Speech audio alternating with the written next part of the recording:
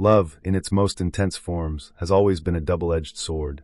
It elevates the human spirit, forging connection, intimacy, and meaning, yet it is equally capable of inflicting profound suffering. Nietzsche, the philosopher who scrutinized human desire with unflinching clarity, observed that love is not a gentle, harmonious force. It is a powerful disruptor of the self, an arena where desire, vulnerability, and ego collide. To love deeply is to risk suffering, for the intensity of attachment exposes the individual to dependency, betrayal, loss, and the inexorable tension between ideal and reality. Nietzsche's insight is unsettling but illuminating. Love is not merely a source of pleasure or fulfillment. It is a catalyst for existential confrontation and emotional turbulence. At its core, Nietzsche saw love as a mirror reflecting the self. When we love, we project ideals, desires, and expectations onto another, often without full awareness. The beloved becomes both an object of affection and a canvas for personal longing, carrying the weight of our aspirations, fears, and insecurities. Psychologically, this projection creates vulnerability. Disappointment, unmet expectations, or misalignment between desire and reality triggers suffering, not necessarily because of the other person, but because love exposes the fissures in our own psyche. In other words, the pain of love is often a reflection of the unexamined self, the tension between who we are, who we wish to be, and who we perceive in another. Nietzsche also emphasized the intertwining of love and power. Passion, desire, and attachment are rarely neutral. They create dynamics of influence, control, and surrender. To love is to relinquish a degree of autonomy, to open oneself to dependency, and to accept the risk of being emotionally vulnerable. This surrender is not weakness, but an existential condition. The intensity of love magnifies human sensitivity, amplifying both joy and suffering. Modern psychology echoes this insight. Attachment theory demonstrates that emotional bonds create susceptibility to both delight and distress, and the stronger the attachment, the greater the potential for both. Cognitively, love distorts perception. Romantic infatuation often generates idealization, selective attention, and cognitive bias. The brain prioritizes positive cues, minimizes faults, and constructs narratives that align with desire rather than reality. While this creates intense pleasure and bonding, it also sets the stage for profound disillusionment. When reality inevitably conflicts with idealized perception, the emotional impact is magnified. Nietzsche's philosophy illuminates this tension. The suffering inherent in love arises not solely from external circumstances, but from the internal conflict between ideal and actuality, expectation and truth. Emotionally, love operates as a volatile amplifier. Joy is heightened as our anxiety, fear, and longing. The interplay between attachment and desire produces oscillations of ecstasy and despair, hope and uncertainty. This duality is part of love's power. It fosters deep connection while simultaneously making the mind exquisitely sensitive to loss, rejection, or misalignment. Nietzsche saw this as essential to human experience. To love is to confront vulnerability, mortality, and the limits of control, revealing both the beauty and brutality of existence. Socially, love enmeshes individuals in relational webs that magnify both pleasure and pain. Desire for reciprocation, fear of abandonment, and social expectations intensify emotional stakes. Relationships operate as arenas of negotiation, influence, and expectation, where each interaction carries amplified significance. The suffering associated with love is thus not only personal but relational. It emerges from the complex interplay of individual desire, social feedback, and the unpredictable dynamics of intimacy. Philosophically, Nietzsche challenges the romantic idealization of love as harmonious or purely elevating. He insists that suffering is not a peripheral aspect of love, but intrinsic to it. To avoid suffering is to avoid love itself. To love fully is to engage with the depths of human vulnerability, desire, and existential risk. Kierkegaard, in a complementary reflection, highlighted the anxiety inherent in deep relational commitment. Love exposes the self to uncertainty, loss, and confrontation with one's limitations. Together, these perspectives illuminate love as a transformative, yet often painful, crucible of existence. Neurologically, the brain's reward and attachment systems reinforce these dynamics. Dopamine, oxytocin, and other neurochemicals produce intense pleasure, bonding, and motivation, while the same circuits heighten sensitivity to loss, rejection, or uncertainty. The intensity of neural engagement amplifies emotional swings, reinforcing the connection between attachment and suffering. In this sense, the body and mind conspire with desire to make love both intoxicating and potentially agonizing, aligning perfectly with Nietzsche's observation that suffering is inseparable from passionate attachment. Ultimately, understanding Nietzsche on love reframes suffering not as failure, misfortune, or weakness, but as an inherent component of human relational experience. Love demands vulnerability, exposes desire, and confronts the self with the tension between ideal and reality. Awareness of this paradox allows one to navigate attachment with insight, resilience, and intentionality. Subscribing allows continued exploration of these intricate dynamics, offering guidance to understand the profound interplay between desire, vulnerability, and suffering that defines the human experience of love. Nietzsche's exploration of love is inseparable from his understanding of desire and power. Love, in his view, is not a gentle, selfless force. It is a collision of longing, projection, and the will to influence.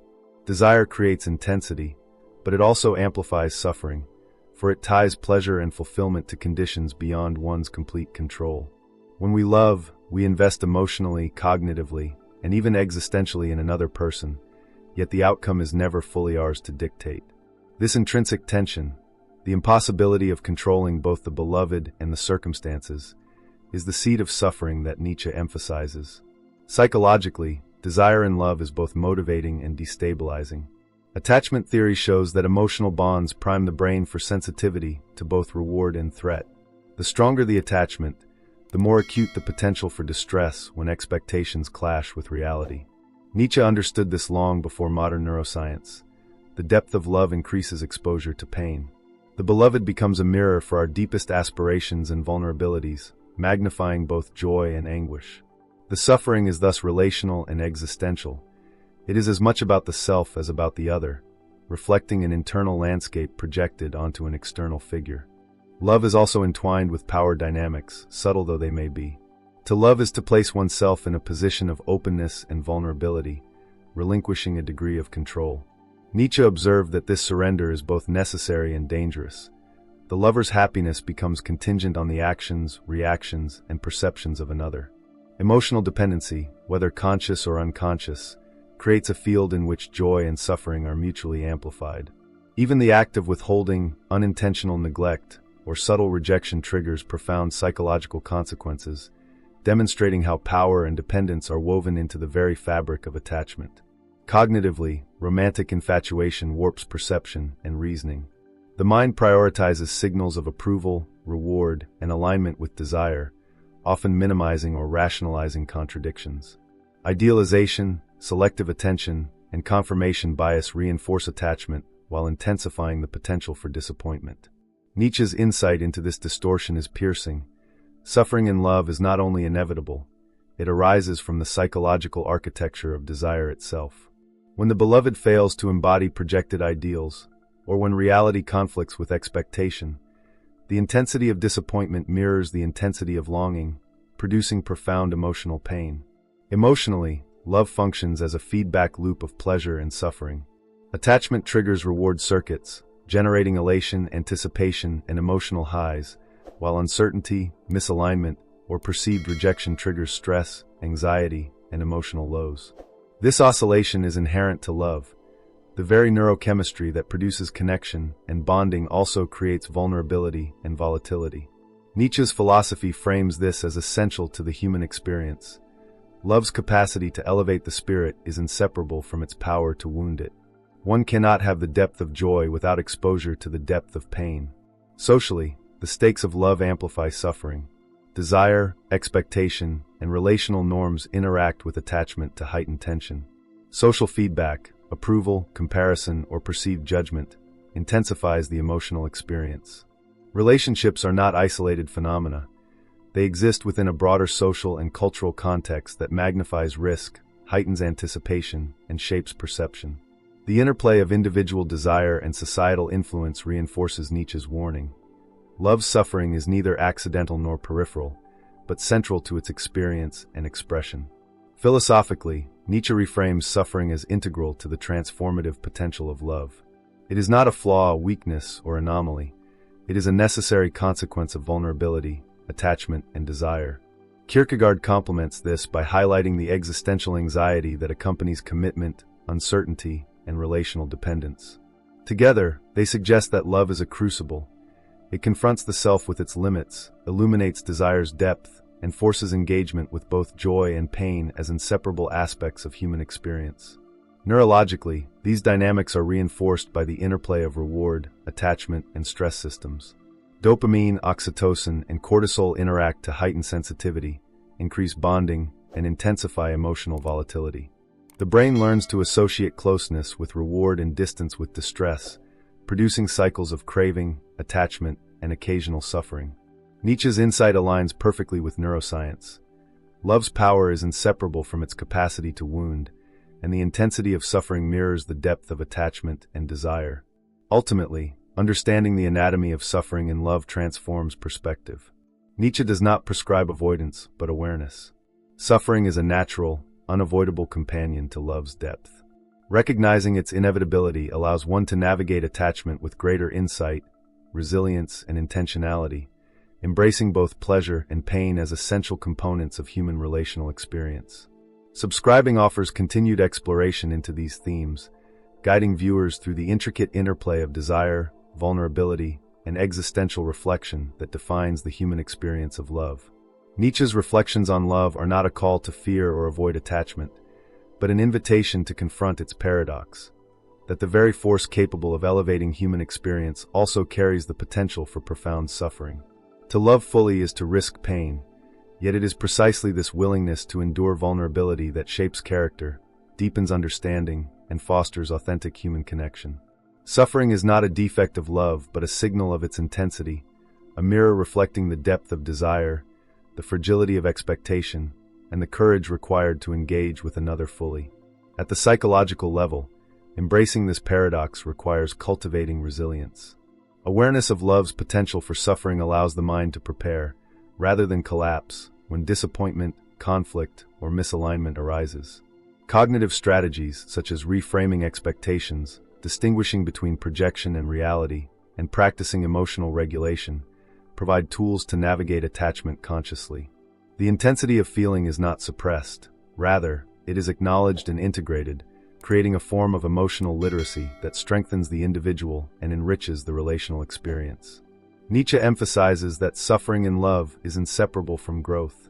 Each encounter with disappointment, jealousy, or unfulfilled desire becomes a lesson in self-awareness and personal evolution. Love magnifies both strength and weakness, illuminating aspects of the self that remain hidden in solitude. By engaging with these reflections, individuals confront their fears, desires, and limitations, transforming suffering into insight. The intensity of attachment becomes a crucible for understanding, compelling the lover to reconcile aspiration with reality, desire with autonomy, and expectation with acceptance. Behaviorally, Nietzsche's insights encourage conscious engagement. Love requires presence, attention, and intentionality. It is not passive but active, demanding reflection on one's own motivations, acknowledgement of vulnerability, and awareness of the interplay between self and other. Suffering is mitigated not by avoidance but by clarity, knowing the risks, understanding one's desires, and approaching relationships with both courage and discernment. In this way, attachment becomes a disciplined practice, a mindful negotiation between longing and reality. Socially, embracing love's inherent suffering reshapes relational dynamics. Vulnerability fosters authenticity, deepens trust, and creates connections that are both intense and resilient. By acknowledging the potential for pain, individuals can communicate more openly, negotiate expectations more effectively, and engage with empathy that is informed by insight rather than idealization.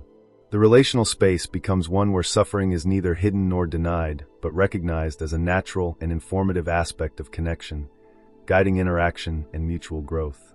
Philosophically, Nietzsche reframes love as a transformative force precisely because it produces suffering.